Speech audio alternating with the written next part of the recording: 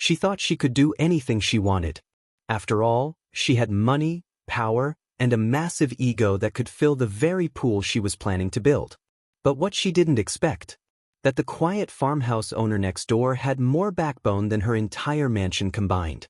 And that's where this story starts, not with a pool party, but with a bulldozer, a broken fence, and a ruined life. It was a peaceful morning, the kind you only get out in the countryside. Birds chirping, fresh dew on the grass, and that comforting creak of the old farmhouse porch as I stepped out with my coffee. This land had been in my family for generations. My grandfather built that farmhouse with his own hands. My parents raised me there.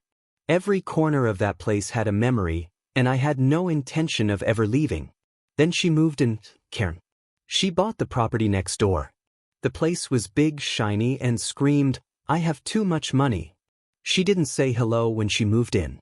Didn't wave when we passed by.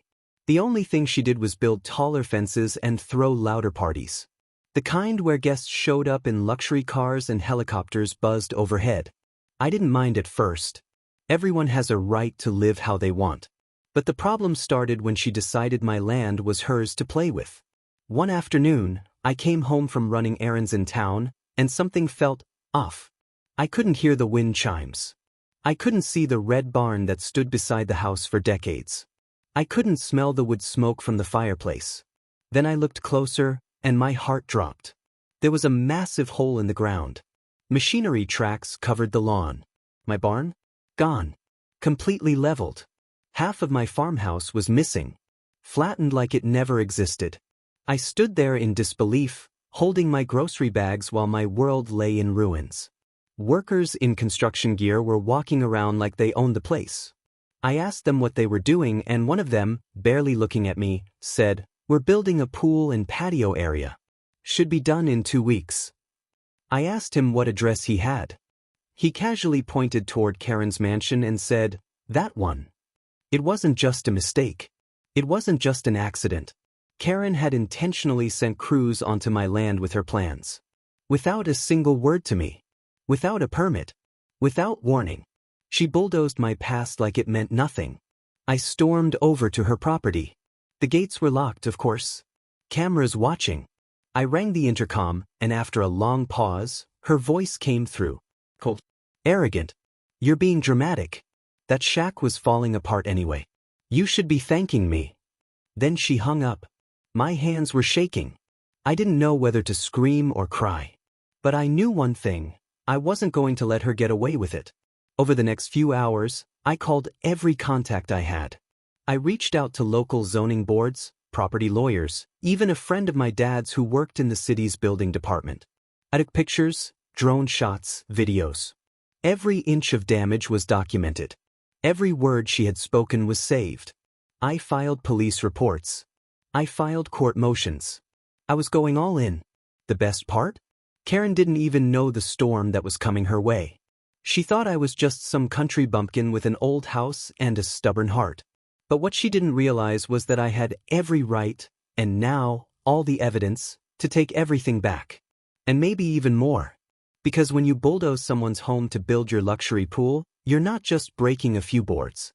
You're breaking laws. You're crossing lines. You're starting a war. And Karen? She had no idea that I wasn't just going to fight back. I was going to win. The very next morning, I stood on what used to be my porch, staring at the cracked soil where my home once stood. The air still smelled like gasoline and broken wood. My boots sunk slightly into the dirt as I walked across the damage, trying to piece together what was left of my life. There was no warning, no paperwork, no knock on the door. Just destruction, dumped on me like I didn't matter. And all I could think about was, how did this even happen? Karen's pool plans weren't just grand, they were greedy. She didn't just want a swimming pool. She wanted an entire luxury backyard spa, marble deck, custom lighting, waterfalls, and even an outdoor bar. But she didn't want to build within her own property lines. That would have required compromise.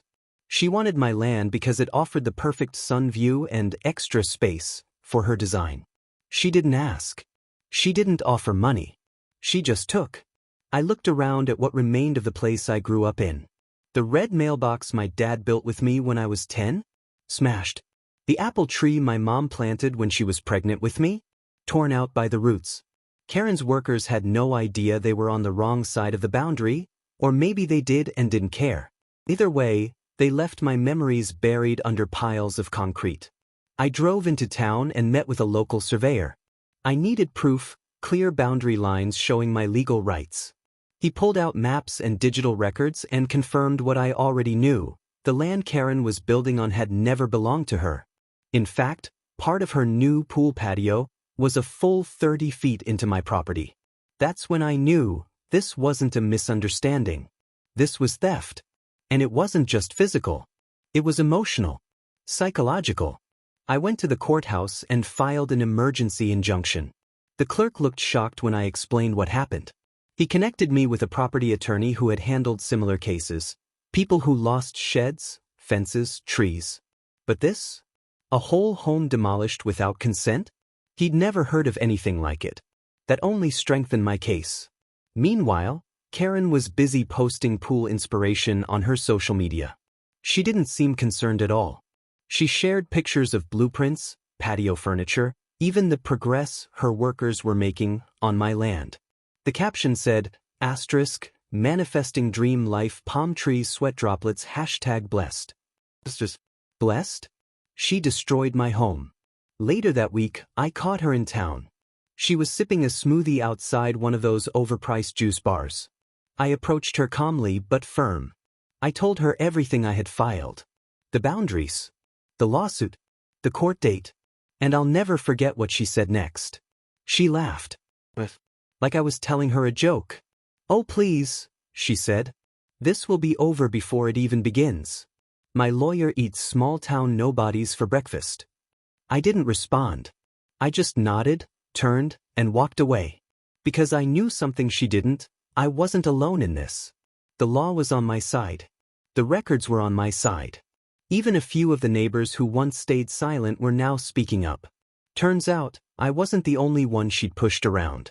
She had a history, small complaints, minor trespasses, subtle threats. People had just been too afraid or too tired to fight. But now, they were watching. And suddenly, this wasn't just about a pool. It was about standing up against someone who thought they could get away with anything. Someone who believed that money and arrogance could buy silence. But I wasn't staying silent. Not anymore. I gathered every letter, photo, video, and invoice. My lawyer filed claims for property damage, emotional distress, and land recovery. We weren't just suing to stop the build, we were coming for everything she tried to take. Her money, her land, her comfort, all of it. And still, Karen smiled like she couldn't lose. Like the court was just a small bump in the road. Like no one could touch her. She had no idea what was coming. It didn't take long before word got around town. The quiet guy with the old farmhouse was taking on the rich neighbor with the mansion. People whispered in coffee shops, at the feed store, even at the gas station. Some stopped me just to say, "Good for you." Others offered to testify. Turns out, folks had been watching Karen for a while. Her fancy house, her rude behavior, her sense of entitlement. Everyone had a story. One neighbor told me she once parked her car slightly on Karen's side of the road, and Karen called a tow truck without even leaving a note. Another said Karen had blocked a shared driveway for days because she was waiting on a marble fountain delivery. But this, bulldozing a whole home and claiming land that wasn't hers, this was next level. I started getting messages from strangers, people who had dealt with land disputes before. They warned me to be ready. Karen would likely stall, delay, throw money at the problem to bury it. One guy sent me a PDF with every zoning and boundary regulation in the county. Another woman offered drone footage from weeks ago, showing her backyard camera accidentally capturing the bulldozers rolling in. Karen, on the other hand, seemed completely unbothered. She kept construction going like nothing was happening. Her crew was now pouring concrete and laying tile, even as the court date got closer. She posted videos of the waterfall wall and sunken hot tub.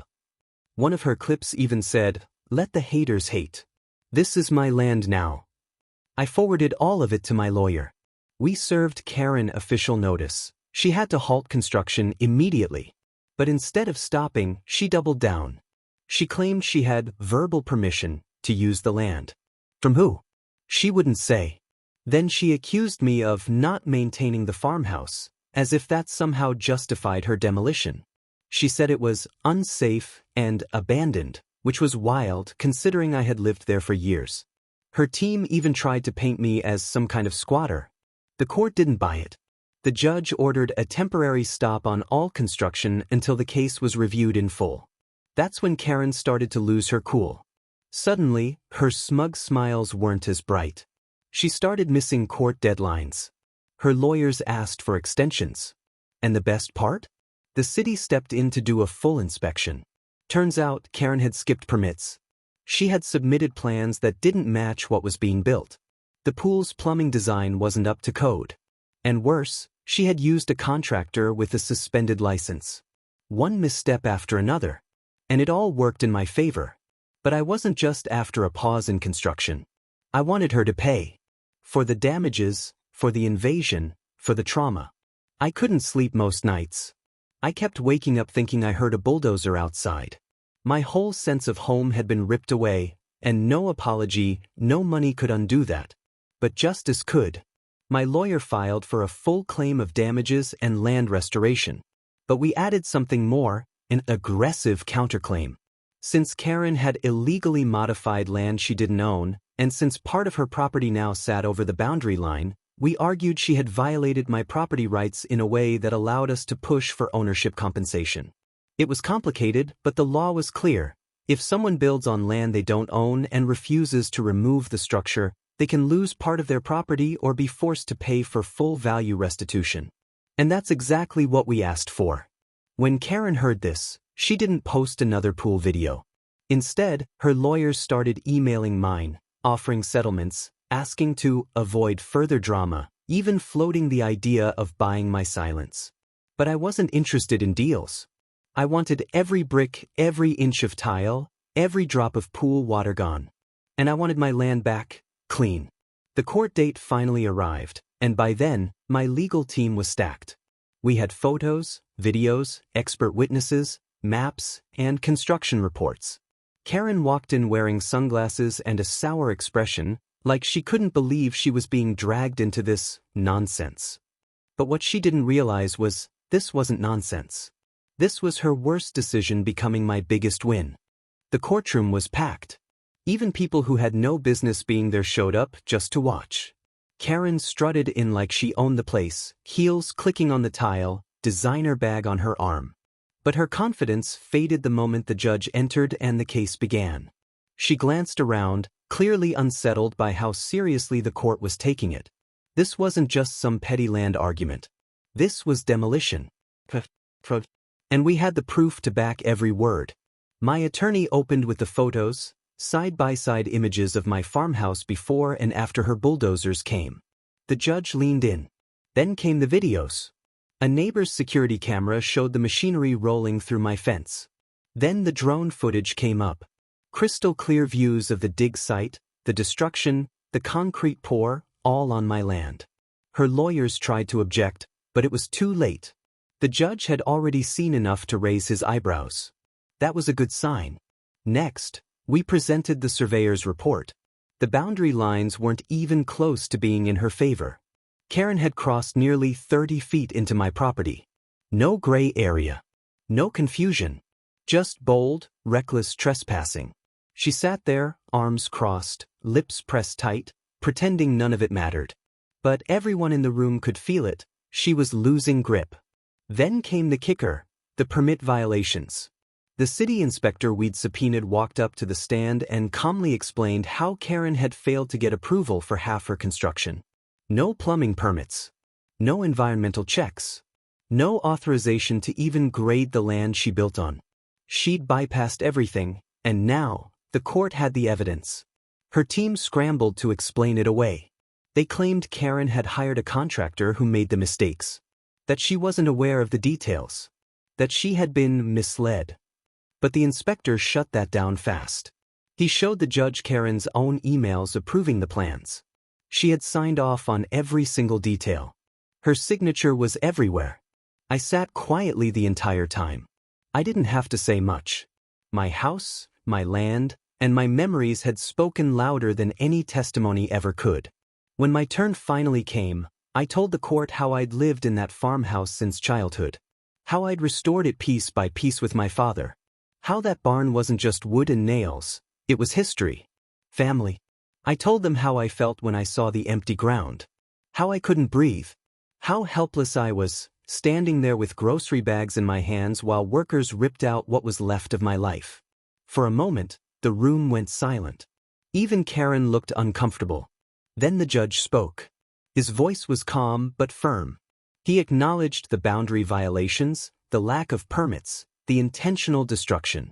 He even paused after listing the laws she had broken, as if giving Karen one last chance to react. She didn't. And then he gave the ruling.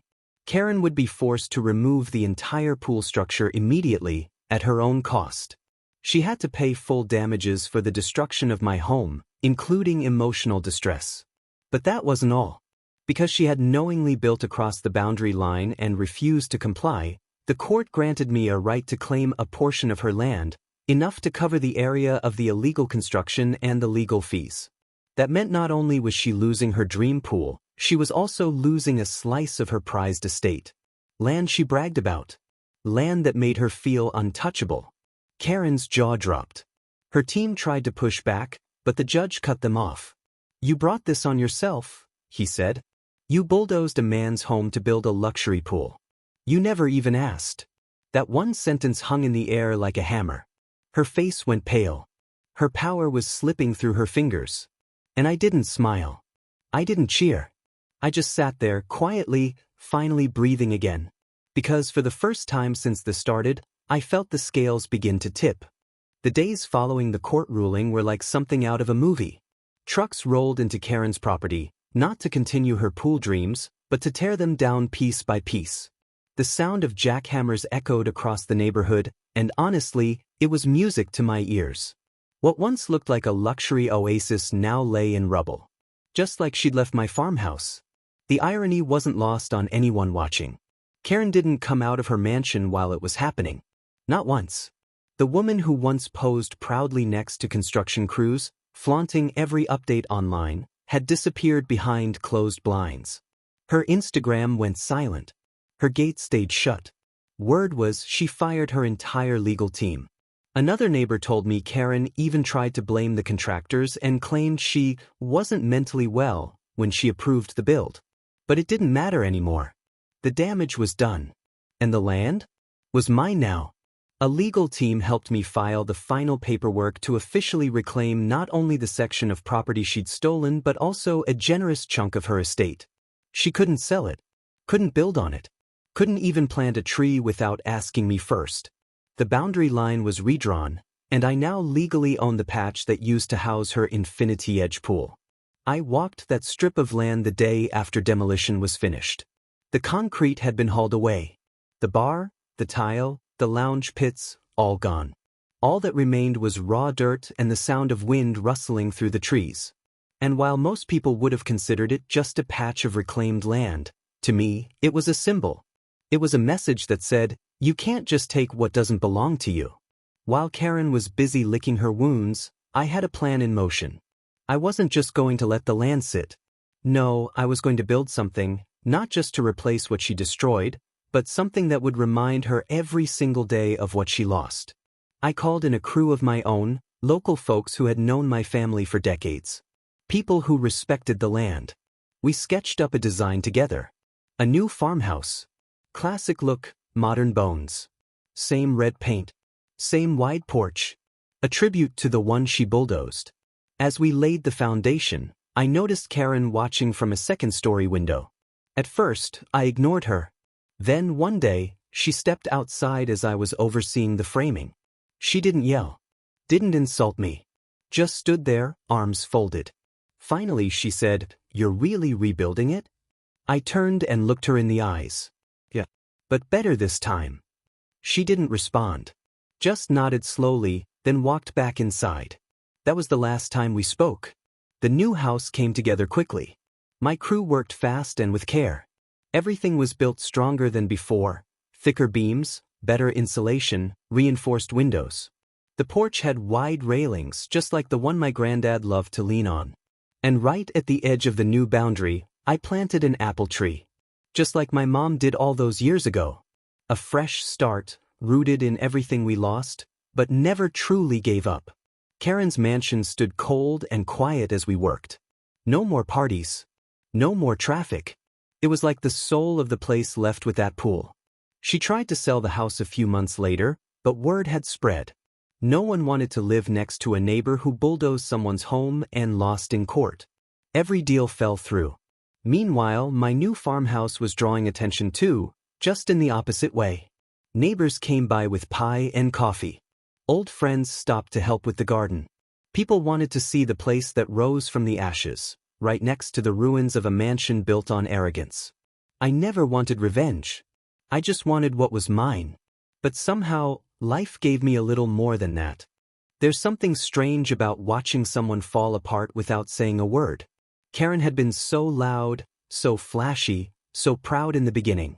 Now, her house sat in silence. The yard was overgrown. The once bright patio lights no longer lit up at night. Her expensive sports car? Gone. Probably sold.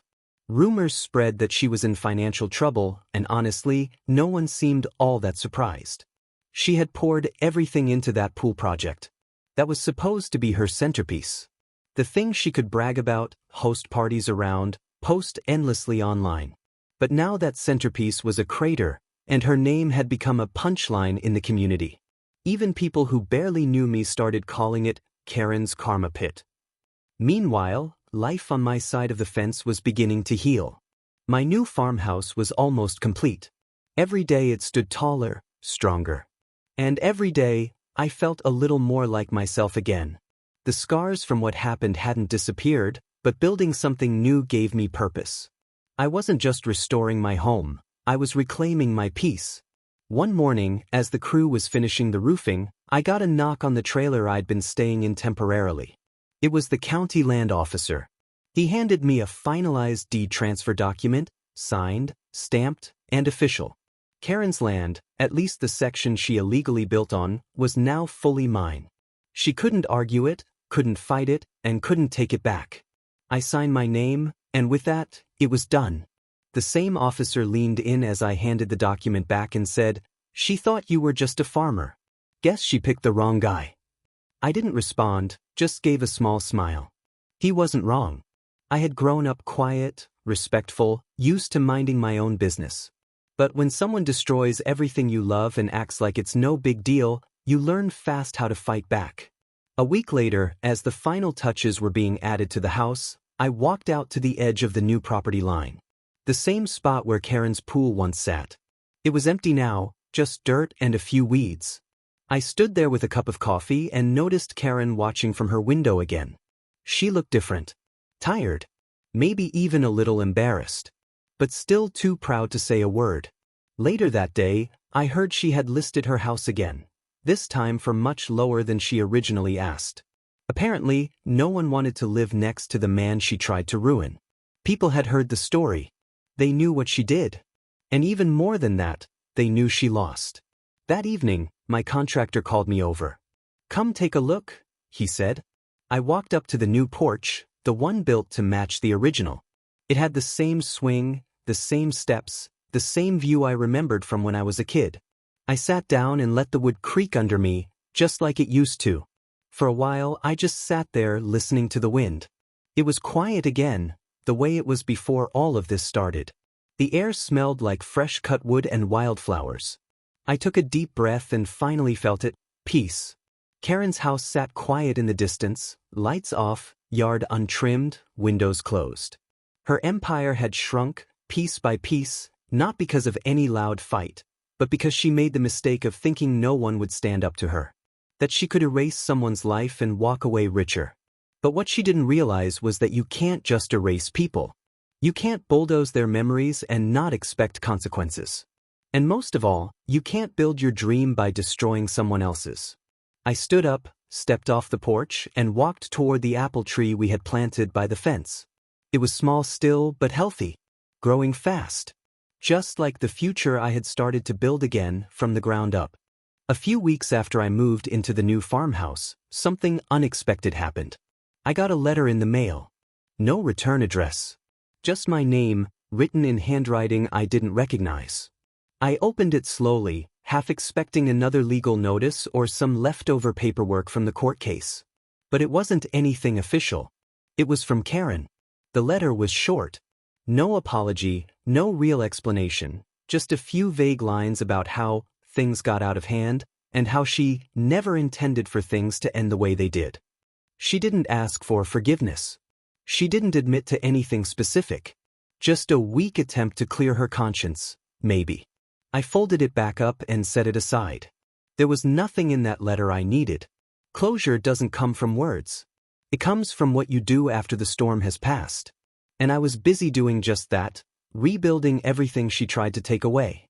That week, the fencing crew came by to install a new, solid wood fence along the property line. Not for separation or spite, but for clarity. No confusion, no room for interpretation, no more invisible lines. It was simple, clean, and stood like a quiet reminder. This is where your property ends and mine begins. The neighborhood changed too. People who used to keep their distance now waved as they passed by. I even got invited to the local community meeting for the first time in years. Someone asked me to speak.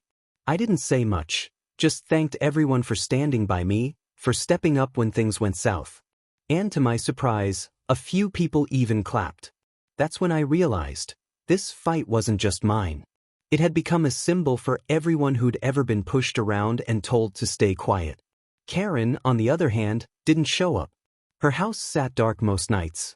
The for sale sign came down after months of no offers. Then a moving truck showed up. Word was she left town. Some said she moved in with family. Others claimed she bought a condo in the city. No one really knew, and honestly no one cared. Her mansion was eventually bought at auction. A young couple with a toddler and a golden retriever moved in. I met them on their second day. They walked over with a basket of baked muffins and introduced themselves. "We heard about what happened," the husband said, shaking my hand. "Hope you don't mind the history attached to the place." "Not at all," I said. "Just don't build any pools on my side." We both laughed, and right then I knew things were finally turning around. Spring rolled in, and the apple tree by the fence began to blossom.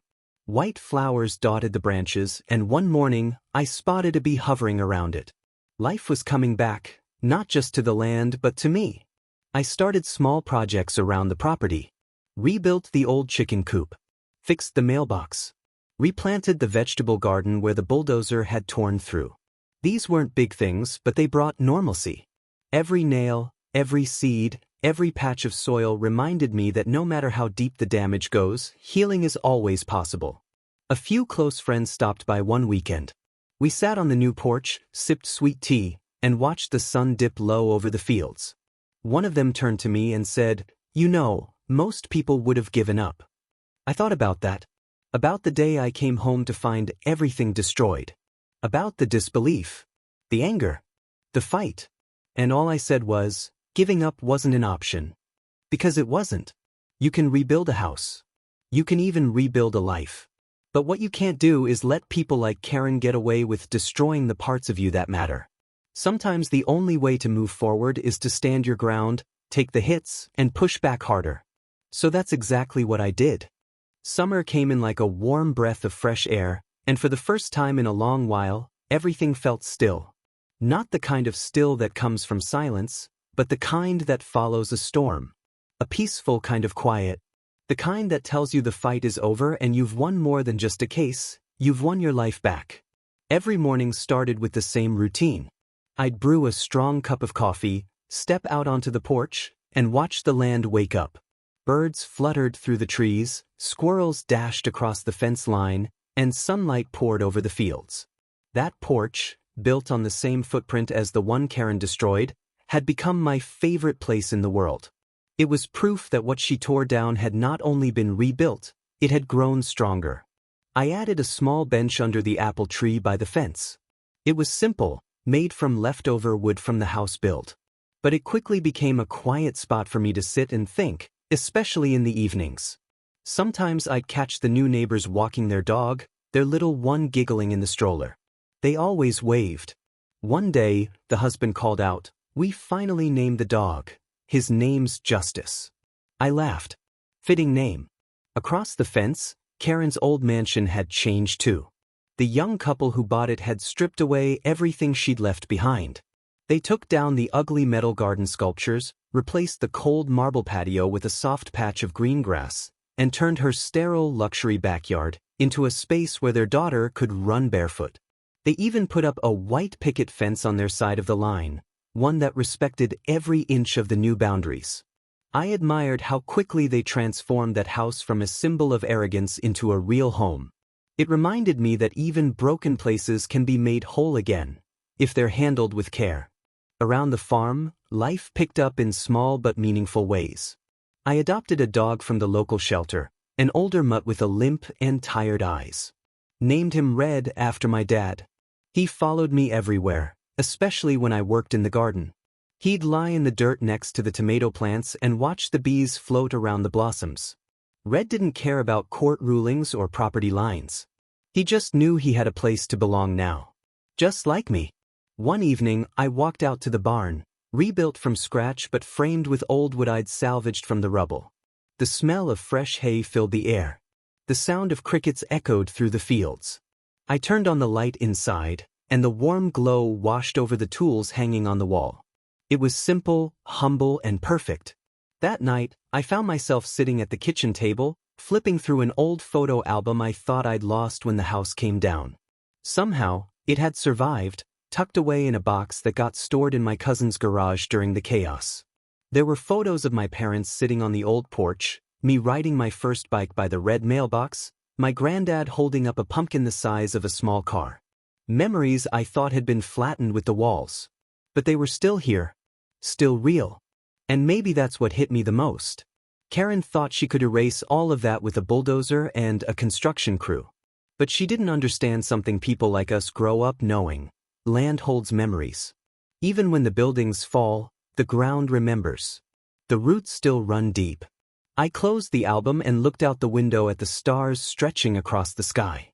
No noise. No lawsuits. No stress. Just the hum of summer bugs and the soft creak of wood cooling in the night. There was nothing left of Karen's mess but lessons. Hard ones. Painful ones. But in the end, everything she tried to steal from me only made me appreciate what I had even more. I didn't just win back my property. I won back my identity. And that made it all worth it. Late August rolled in with golden skies and the smell of rain on dry earth. The fields shimmered with heat during the day, but the evenings cooled down just enough to sit outside without breaking a sweat. I spent most of my days working around the property, mending the back gate, trimming hedges, and finally getting to things I hadn't touched in years. There was no court date hanging over my head anymore. No fear of another surprise bulldozer rolling through my fence line. Just quiet, steady life. One morning, I drove into town to pick up lumber for a small storage shed. At the checkout counter, the clerk looked at me and said, "You're that guy from the farmhouse, right? The one who stood up to that crazy lady." I nodded. "You're kind of a legend now," he added with a grin. "My uncle still tells the story every time someone complains about their neighbor." I laughed, thanked him, and walked out, realizing just how far things had come. I used to be the guy no one really noticed. Just the quiet one with the red farmhouse and a beat-up truck. Now, people looked at me like I had done something big. Something that mattered. But I never wanted attention. I just wanted peace. I just wanted to live without someone thinking they could walk all over me. I didn't care about being the talk of the town. I just didn't want to be a victim anymore. When I got back, Red came trotting up, tail wagging like I'd been gone for days. I scratched behind his ears, unloaded the lumber, and got to work. By the time the sun dipped low, the frame of the shed was up, and the fields were glowing in that warm, golden light that only comes at the end of a long day. That's when I saw a car slowly pull up on the side road near the far edge of the property. It wasn't a neighbor's car. It was a sleek black sedan, windows tinted, moving too carefully to be someone lost. I stayed where I was, wiping my hands on a rag, just watching. The car didn't come down the drive. It just sat there for a moment. Then, the driver's side window rolled down. Karen. Even from that distance, I could tell it was her. She had sunglasses on and looked smaller somehow. Not just physically, emotionally. She didn't wave. Didn't get out. Just looked out at the land, at the rebuilt house, the fence, the tree, the dog by my side. And then she drove away. She didn't stop to say anything. Didn't drop off another letter. Just came and went like a ghost from a chapter I'd closed a long time ago. I stood there for a while, listening to the crickets start up and the breeze rustling through the trees. That moment told me everything I needed to know. She'd come to see what was left of what she once tried to take. Maybe she was curious. Maybe she had regrets. Or maybe she just needed to see for herself that I was still standing, still living, still thriving. And I was. The next day, I started digging a small pond where the garden used to be. Not big or flashy, just something peaceful. A place to sit by in the evenings. The land had seen destruction. It had seen conflict. But now it was healing. And so was I. At night, I'd sometimes catch myself walking the fence line, just to take it all in. The tree was growing fast, its roots holding strong. Red would follow, sniffing the ground, sometimes barking at rabbits darting through the grass. Everything was still and whole. And the truth was, I wasn't rebuilding just for me. I was rebuilding because I refused to let someone else's carelessness define my future. I wanted something better than what was taken from me. Not just for myself, but for the memory of the people who once lived here. For the family stories built into this soil. For the quiet life I always believed was worth fighting for.